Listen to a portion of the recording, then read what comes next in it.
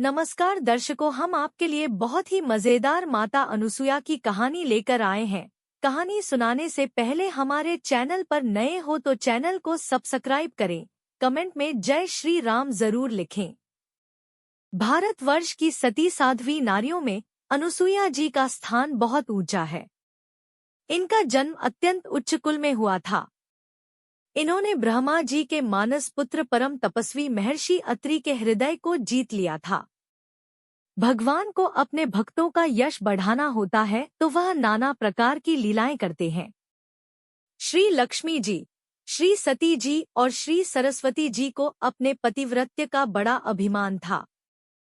तीनों देवियों के अहंकार को नष्ट करने के लिए भगवान ने नारद जी के मन में प्रेरणा की।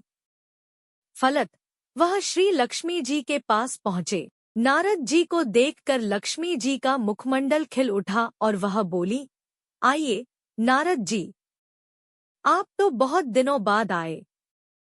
नामाता जी, क्या बताऊं, कुछ बताते नहीं बनता।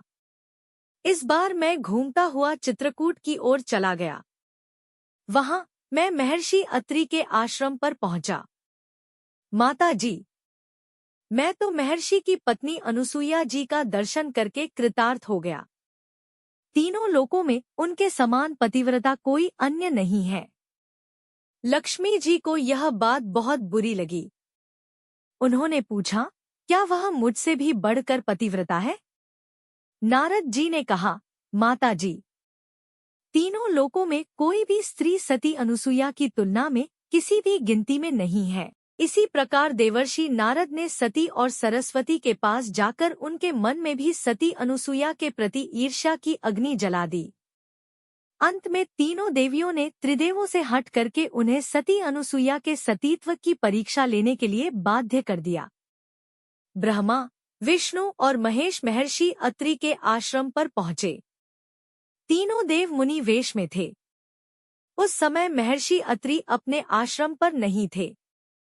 अतिथि के रूप में आए हुए त्रिदेवों का सती अनुसुईया ने स्वागत सत्कार करना चाहा, परंतु त्रिदेवों ने उसे अस्वीकार कर दिया। सती अनुसुईया ने उनसे पूछा, मुनियों, मुझसे कौन सा ऐसा अपराध हो गया जो आप लोग मेरे द्वारा की हुई पूजा को ग्रहण नहीं कर रहे हैं? मुनिवेशधारी त्रिदेवों ने कहा, देवी, यदि आप बिना वस्त्र के हमारा आतिथ्य करें तभी हम आपके यहाँ भिक्षा ग्रहण करेंगे। यह सुनकर सती अनुसुईया सोच में पड़ गईं। उन्होंने ध्यान लगाकर देखा तो सारा रहस्य उनकी समझ में आ गया। वह बोली, मैं आप लोगों का विवस्त्र होकर आतिथ्य करूंगी।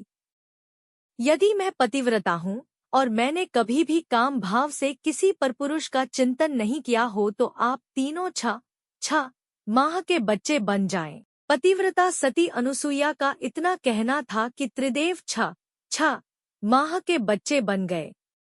माता ने विवस्त्र होकर उन्हें स्तनपान कराया और उन्हें पालने में खेलने के लिए डाल दिया।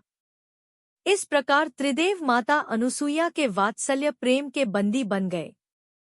इधर जब तीनों देवियों ने देखा कि हमारे पति तो आए ही नहीं तो वे चिंतित हो गईं। आखिर तीनों अपने पतियों का पता लगाने के लिए चित्रकूट गईं। संयोग से वहीं नारद जी से उनकी मुलाकात हो गई। त्रिदेवियों ने उनसे अपने पतियों का पता पूछा तो नारद जी बोले कि वे तो महर्षि अत्रि के आश्रम में बालक बनकर खेल रहे हैं।